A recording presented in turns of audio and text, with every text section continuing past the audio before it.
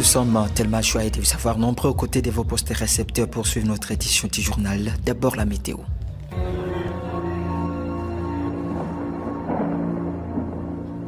Oasis, la météo. La prévision météorologique de ce dimanche 29 septembre 2024 se présente de la manière suivante à Ville-de-Béni. La température maximale s'est ressentie à 25 degrés Celsius et la minimale à 18 degrés Celsius. Le vent courra à 15 km par heure l'avant-midi à direction sud-est et à 20 km par heure l'après-midi à direction est. Ce jour, le ciel sera nuageux accompagné d'orages et d'averses. Lever du soleil 5h49 et se coucher 17h55. La météo prévoit un risque de plus dimanche dans la ville de Béni. Prenez donc vos précautions.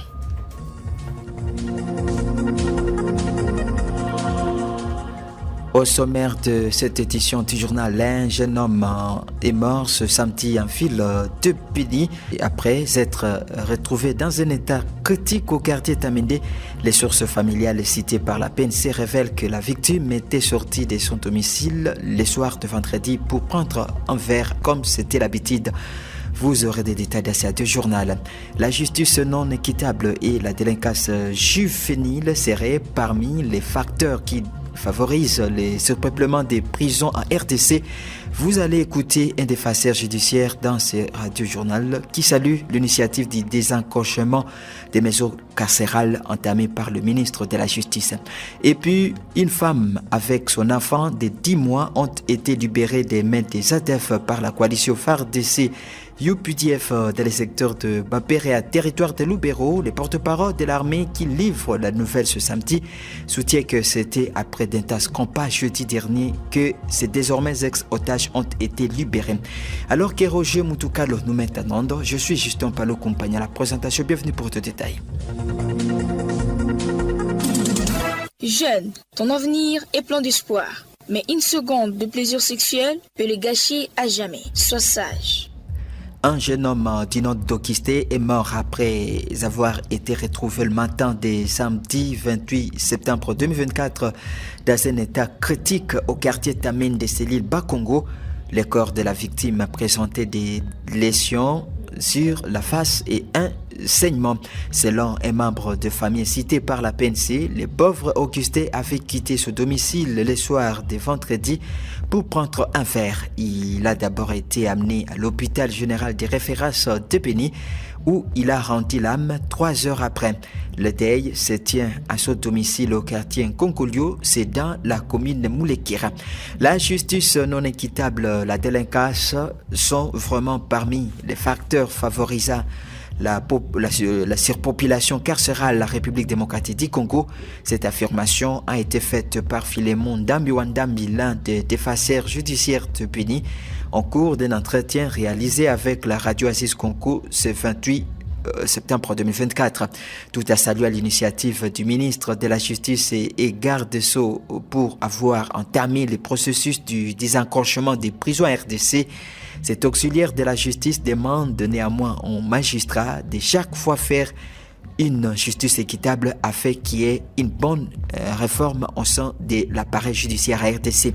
On l'écoute au micro de Bia Matungani.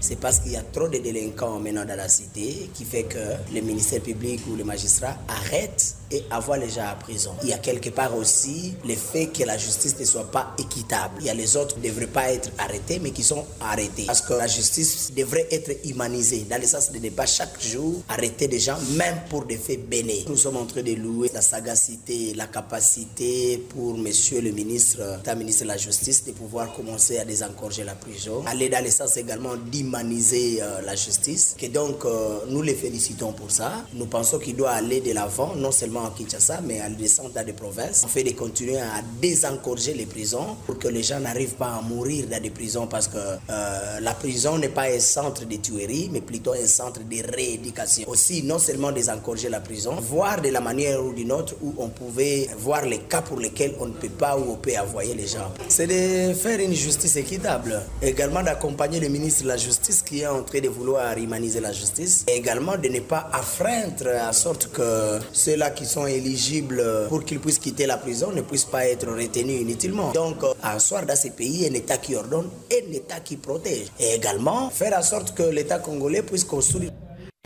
Un conducteur de moto-taxi a été découvert mort les heures matinales du samedi 28 septembre 2024 d'Assine Rigol, situé près de l'Institut Nourou, non loin du rond-point Vouira en ville de Butembo.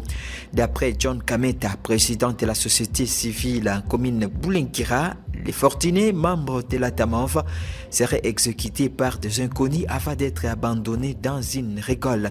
Il compte ainsi sur l'intensification de son enquête pour arriver à démasquer les supposés criminels. On écoute John Kameta. Un corps de Kambale Evariste, taximan de la Tamov Parking Nouvelle-Zélande, a été retrouvé dans un caniveau au niveau de la cellule WCS quartier Kamesimbonzo commune de Boulenkera. C'est aujourd'hui, tôt le matin, que ce corps a été retrouvé là-bas par les passants. Mais les premières observations sur ce corps font état de quelques blessures, ce qu'il faut croire que cette personne serait tuée de force. L'occasion donc pour nous comme société civile d'appeler les services de sécurité de mener donc des enquêtes pour élucider sur les circonstances de la mort de ce taximan âgé d'une trentaine d'années et célibataire de son état. Aussi comme société civile, nous continuons donc à lancer notre cri d'alarme que dans la commune, en tout cas, les sécurités en train de prendre une allure inquiétante. Et si donc les services pourraient prendre des mesures préventives pour que ce genre de barbarie ne puisse plus nous arriver. Nous présentons également nos sincères condoléances à sa famille biologique et à ses collègues taximens.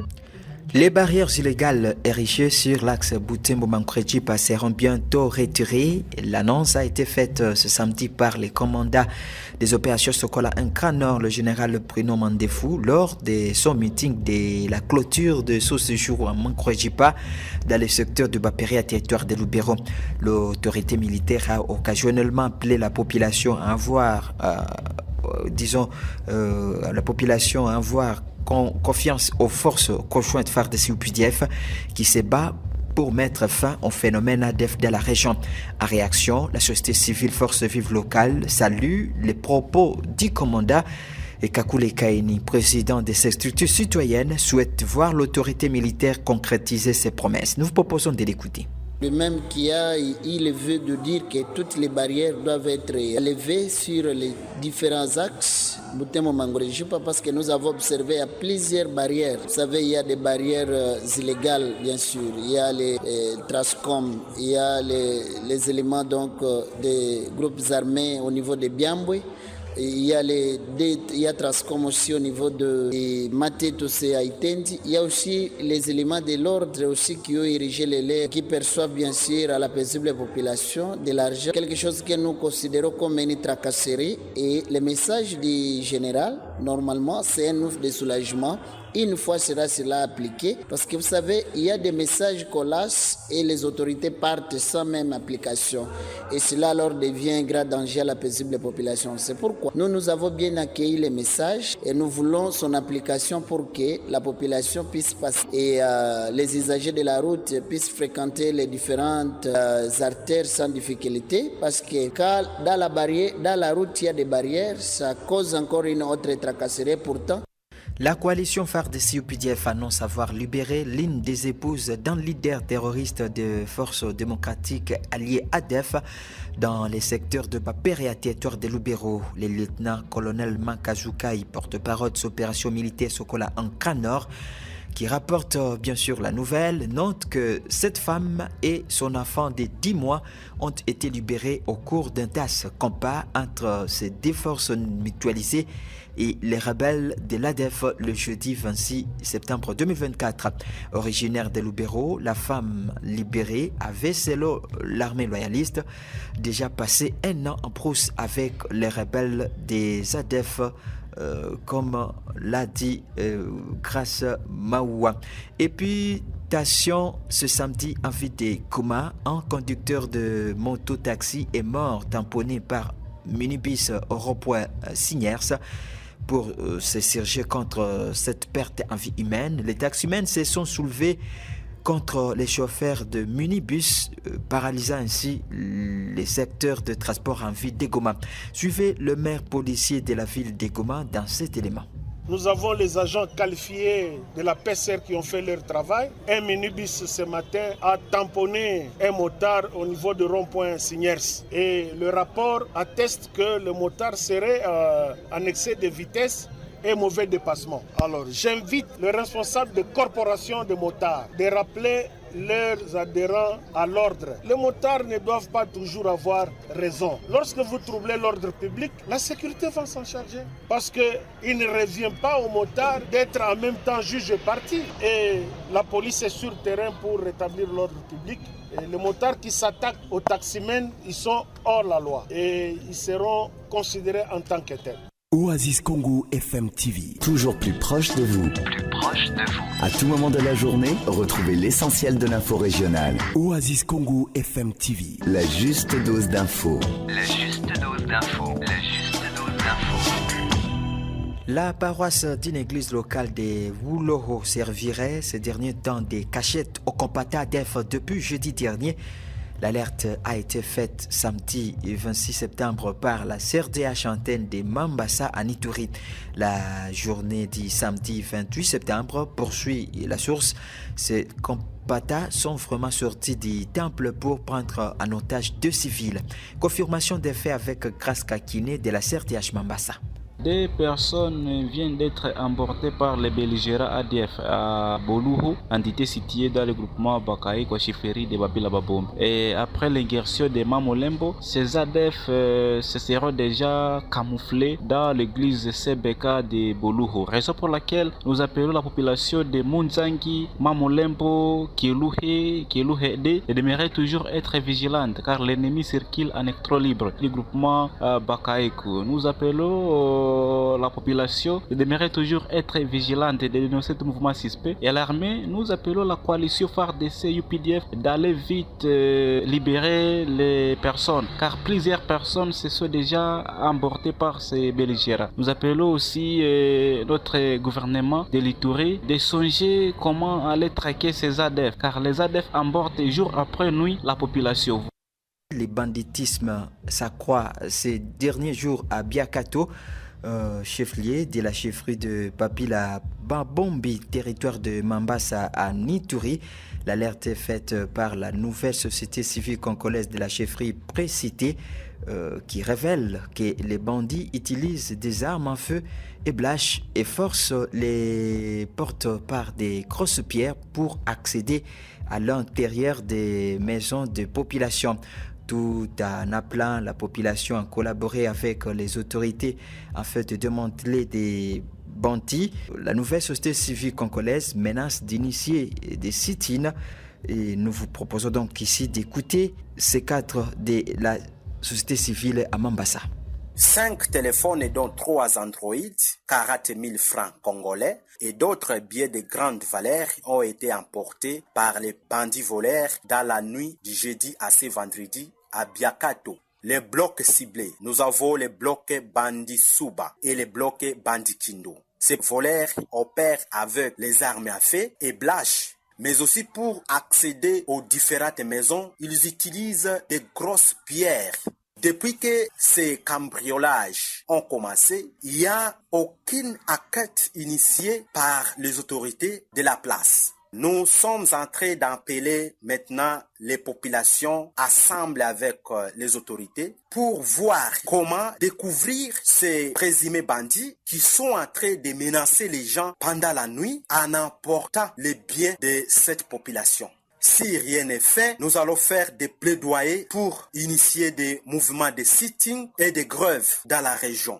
Un militaire FARDC s'est suicidé l'après-midi de ce samedi 28 septembre 2024 à Mankumo, chef-lieu du groupement Banco, les chefferues de Babila Babombi, à territoire de Mambasa Nituri. D'après Kita Masikini, président de la société civile Force Vive du groupement Bango, qui rapporte la nouvelle, le non-paiement des salaires de cet élément des forces loyalistes serait à la base de son suicide. Ces défenseurs des droits humains qui condamnent cette manière d'agissement demandent cependant au gouvernement central de chaque fois remettre les militaires dans leurs droits au temps opportun pour éviter la récurrence des cas de suicide dans les rangs des FARDC. La nouvelle société civile congolaise dénonce l'arrestation arbitraire d'un citoyen par un magistrat dans les territoires de Mambasa. Dans une lettre adressée au procureur de la République près le tribunal de paix de Mambasa, cette structure citoyenne accuse cet homme de la justice d'avoir arrêté d'avoir détenu un inculpé, un inculpé pour une infraction qui aurait été commise par le neveu de la victime. Au même moment, cette organisation civile dénonce également l'escroquerie de la population par certaines autorités de la place. Et tout en promettant de déposer une plainte contre ces autorités, cette structure demande au procureur de recadrer les magistrats accusés. Jospin Boa en est le coordonnateur. Nous avons décidé d'adresser une lettre de dénonciation auprès du procureur de la République près le tribunal de paix de Mambasa pour dénoncer une arrestation arbitraire que l'un de ses substituts a commis sur un inculpé. Ce magistrat a décidé de placer son inculpé sous mandat d'arrêt provisoire et le transférer au niveau de la prison centrale pour une infraction qui aurait été commise par son neveu en 2015. Et ce magistrat, selon lui, il a dit tout haut et sans honte qu'il donnera liberté à ces derniers le jour où son neveu sera retrouvé. L'article 17 de la Constitution en vigueur dans notre pays dispose que nul ne peut être poursuivi ou arrêté pour infraction d'autrui. Nous demandons au procureur de la République de pouvoir le recadrer parce que ce magistrat est guidé par ses émotions et non plus par les lois du pays. Et aussi dans la même lettre, nous avions dénoncé l'escroquerie que les secrétaires du parquet ainsi que les chefs de bureau sont en train de jouer. Pour eux, leur travail, c'est de jouer le rôle d'intermédiaire entre les magistrats ainsi que les familles des justiciables. Ils entrent en contact avec les familles des justiciables, leur escroquer de l'argent sous prétexte qu'ils vont entrer en contact avec les procureurs ou soit les magistrats instructeurs afin que les membres de leur famille soient libérés. Et dans les jours prochains, nous allons déposer une plainte contre ces agents-là pour qu'ils répondent de leurs actes.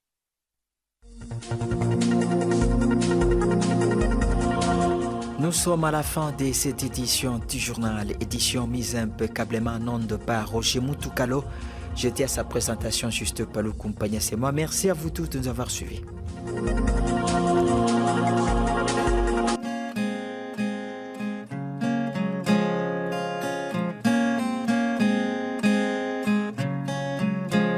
Problème au royaume de là-bas. Nous revenons sur la question sanitaire, un secteur où les dirigeants se plaignent et les populations regrettent. L'on raconte que l'art de guérir ne doit pas faire l'objet d'une quelconque publicité. Mais sur les rues et avenues, l'on voit des pancartes et affiches où l'on annonce l'arrivée d'un spécialiste qui soigne toutes les maladies.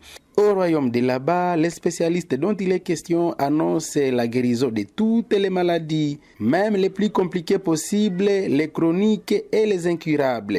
Les tests se font d'une manière exceptionnelle, car dans moins de 20 minutes, les résultats sont disponibles.